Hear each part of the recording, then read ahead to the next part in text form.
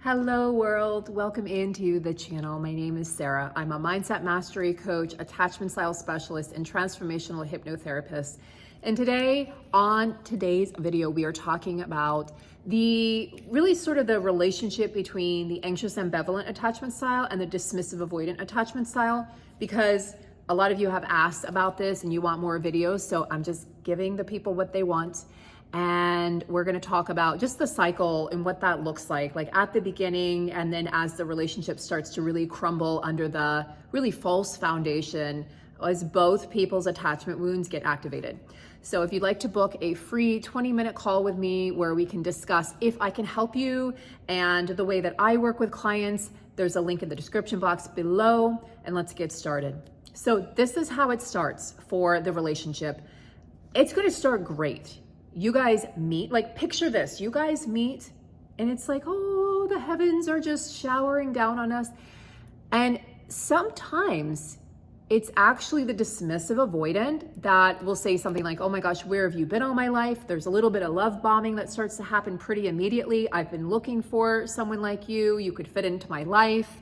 They start kind of future faking without realizing it, like quick commitment is what I'm thinking. It's interesting because you think of dismissive avoidant, like doing none of those things, but you'd be surprised. A lot of dismissive avoidance, some of them will operate slowly and others will operate, just jump in and dive in.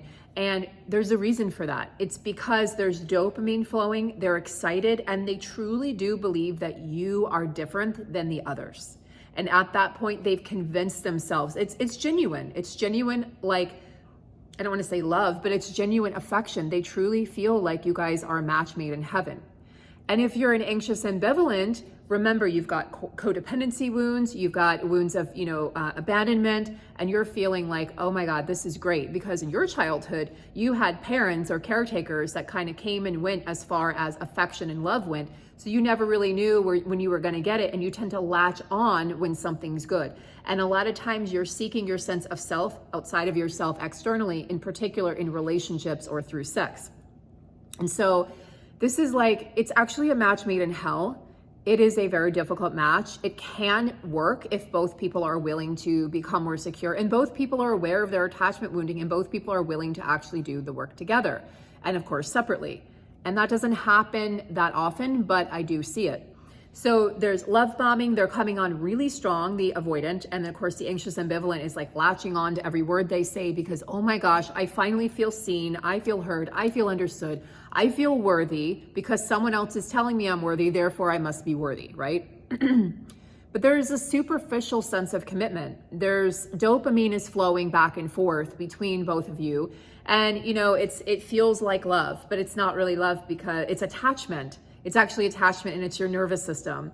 So as the dopamine flows, there's this sense of rose-colored glasses, right? They call it the honeymoon phase. And it's sort of like neither of you can do any wrong. And you're just like, I can picture my life with this person. You may start planning a wedding. You may start, talking about having kids together. You may just start talking about traveling together in the future. And everything's going great, ... until your first fight or disagreement or argument happens. And at that point, you're going to see the discrepancies and the way you both sort of conduct yourself in disagreements. You're going to see attachment wounds start to come out, the father wound, the mother wound, I'm not enough, you're too much, etc., etc. And as that comes up and you begin asserting your needs, right? And for anxious ambivalent, you often assert your needs as a demand. It's like, and anxious ambivalents that are unhealed, they'll not only be demanding and codependent, but they'll also assert their needs in a way that feels very violating and attacking to the dismissive avoidant, because you're like, you don't do this. You don't say what they do well. You're going to say, you don't do this, you don't do that, and then you do this wrong. And all the dismissive avoidant is going to hear is that they're defective. So that's triggering their defective core wound. They feel threatened at this point, and they're going to feel attacked. That's a major issue with dismissive avoidants that are unhealed and unaware, is they feel attacked. Even if you were to phrase it properly, you still have to sort of walk on eggshells because they have such a fragile sense of self from their own childhood where there was a lot of emotional neglect. So you push for clarity, and they're also going to turn things around on you, right? The dismissive avoidant is usually pretty skilled at turning things around on you. And then the anxious ambivalent, who already also has a fragile sense of self, and again, who relies on things outside of themselves for not only structure, but for their sense of self-worth and really their sense of self, period. Their agency, they give it to something outside of themselves.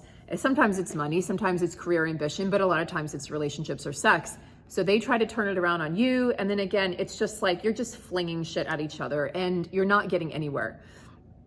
You're going to start pushing the anxious ambivalent for clarity, for a deeper connection, and for answers. And you're going to be like seeking that initial connection that you had. You're going to be just, it's like at your core, you're like, where did that person go? Where did that deep connection go? I want it. I need it like a drug. The anxious ambivalent, it's like an addiction to the dismissive avoidant. But again, the dismissive avoidant, there's like an addiction to the anxious ambivalent as well, because you're both sort of fulfill the needs that the other person doesn't have, if that makes sense. It could be a really good match if people are willing to heal. So as you're doing this, you're demanding, you're probably crying, you're getting emotional, the codependency is coming out in like full fight.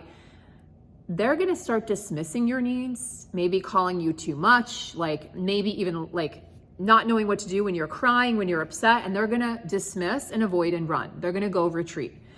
And you're going to, again, be seeking the person they were in the beginning, but that person has exited the party. Like they exited stage left and they're not online anymore. That person's dormant now. And this new person is likely highly defensive, very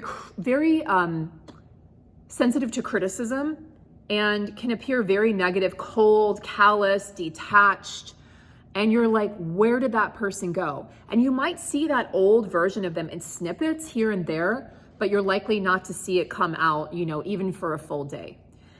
So the sex and intimacy fades. That's another big one. And anxious ambivalence, remember, a lot of times attach meaning to sex, attach a deeper meaning to sex, or feel like sex equates to love. And the dismissive avoidant, most of them tend to, that's a way for them to really detach and eject themselves emotionally, because again, there's eye gazing during intimacy and sex. You have to, it's like, it's an intimate act, right? You're naked, you're literally naked. And there has to be some level of emotional vulnerability in that process too, especially when it's with a spouse or a partner. So it's very triggering for them. Sex can be very triggering for the avoidant. Your wounds get triggered. Your wounds of I'm not enough, or I'm too much, or I'm not attractive, they're not attractive to me. And then you start to sort of just feel like a stranger in your own life, like a stranger in your own relationship. It can be very lonely and isolating for the anxious ambivalent. It's also very triggering for the avoidant. And they will express this to you if they're able to. They will say like, this is just as painful for me. And you're like, but you're so cold, you're so callous, you're so detached. Like you don't seem like this bothers you at all, but it truly does bother the avoidant. As you're suppressing your needs and you're just kind of starting to settle, you're also probably allowing them to cross your boundaries, and your non-negotiables just go out the window. Because anxious ambivalence, when they're unhealed, they just want love. They just want attention, affection. They just want to be chosen. And they'll do anything to be chosen. And they'll just forego everything they said they wanted or needed when they were in a healthier place just to get the guy or get the girl. And as you do that, you're going to start to create resentment internally. Even if you're not accessing it at that time, you're resentful, and it will show up at some point in time. And then what's your partner going to do? The avoidant's going to, of course, retreat further into hobbies or porn addiction. Some of them will cheat, or anything that doesn't require a true deep connection.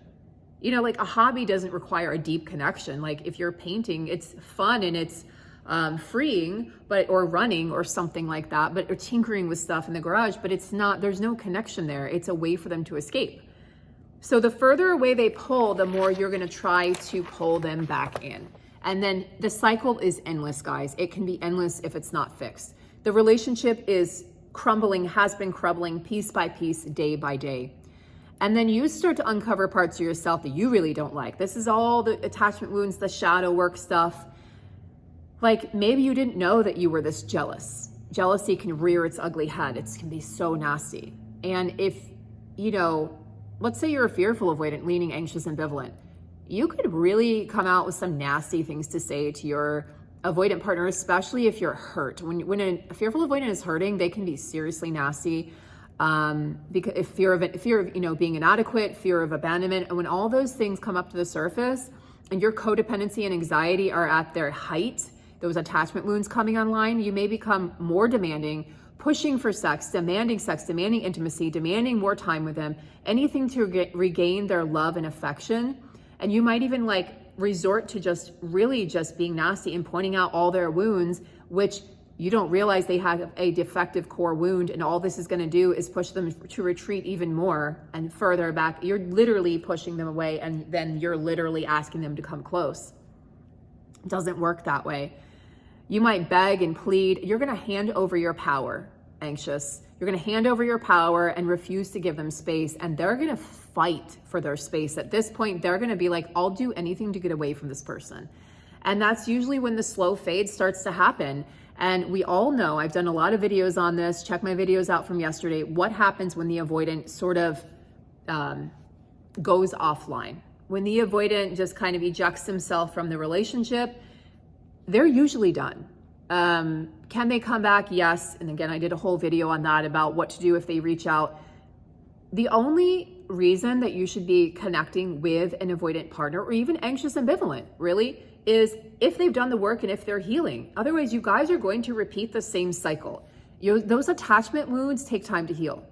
You cannot heal them by watching a podcast. You cannot heal them by knowing, by being self-aware isn't enough. We have to go into the body. We have to do the somatic work. We have to repattern ourselves and rewire our brain and our body, and slowly but surely create a sense of security within self. It's all about self-agency. It's about that self-energy and realizing that you are in control of your life, that you choose your partners. Guys, if you work with me, my motto is radical self-responsibility. We cannot blame our partners for the choices we've made in choosing them. You chose that person for a reason. And if you don't like the choices you're making or the consequences of those actions, then it's time to do something about it. I understand the pain. I empathize with the pain. I get it. And it is your responsibility to heal. We are the common denominators of all the choices we've made and all the partners we've had. And that's the one thing, guys. This was 8 years ago, and I had gotten out of a relationship with who I deemed to be a narcissist at the time. Now I realize was a hellish dismissive avoidant. And I said to myself, you know what? It's time to sit with myself, because I'm tired of my own shit. I was tired of perpetuating the same cycle. I stayed single for a long time after that. And I did a lot of work. And what I realized is that I said that to myself, you are the common denominator out of all of these relationships. And I don't look at a relationship ending as a failure. A lot of avoidants will see it as a failure. I don't look at it as a failure. I look at it as a lesson, a really tough, painful lesson for myself. That person was a teacher. I was a teacher for them. And sometimes we learn through pain. Think about it. We as humans, unfortunately, we learn through pain. We can learn through pleasure, but we really do tend to learn through pain. If something's painful enough, eventually we're gonna dig deep enough to stop doing it. We're gonna find out why we're doing it, and then we're gonna stop. But if it's pleasurable, we're just not as invested, I feel like. So pain is our greatest teacher, and you are responsible for making different choices. It is not our fault what has happened to us, what has led to these attachment wounds. And if you can, even release this idea that it's your parents' fault, because that keeps you in that victim consciousness and victim mentality. And the longer you stay in that, the further away you are from healing. So it's a radical acceptance, guys. Radical self-responsibility, radical acceptance to really, really start to sort of rise above everything that's happened to you and realize that you have the power to change. You have agency. You are an incredible, empowered person. It's just that maybe you're disempowered right now because of what's happened. Maybe you're just in a lot of pain and you don't have a lot of extra energy or bandwidth to really do much of anything. But we can change that. We can repattern that. We can rewire that. And it's not done through talk therapy. Talk therapy is not enough. It has its place, but you have to get into the body. The body is the one keeping the score. The body is the one remembering. The body is the one perpetuating the patterns you're playing out. So we got to break the cycle here, break the cycle in the body, and learn techniques to diffuse these triggers. And also understand when we're choosing somebody from a place of need versus a place of want. You know, think about that. Like, think about when you met this person. Were you in a place of need? Were you lacking? Did you feel like you were lacking on any level? Did you feel like they completed you on some level? What we see in another person is what we're truly grasping for within ourselves. I talk so much, guys. I talk all day, every day. So sometimes I lose my words or whatever. I jumble, I make up a new word. I did it on yesterday's video. I couldn't think of a word. I talk so much.